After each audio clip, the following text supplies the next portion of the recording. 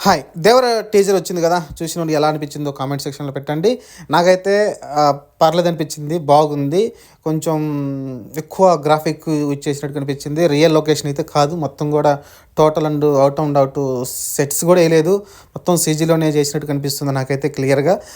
ఎందుకంటే ఫస్ట్ షాటే ఆ పడవలో, ఆ సముద్రంలో వచ్చే సీన్ ఏదైతే ఉందో మొత్తం క్లియర్ కంప్లీట్‌గా సీజీనే.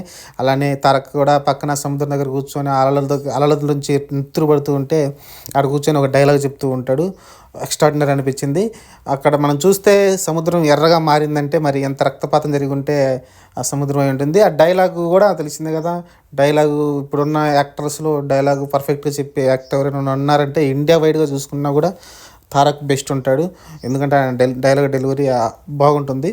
అలానే ఆ డైలాగ్ చూసాం కదా! ఈ సముద్రం చేపల కంటే కూడా కత్తుల్ని, నెత్తురిని ఎక్కువ చూసుంటదని చెప్పడం చూసాం. అంటే అక్కడ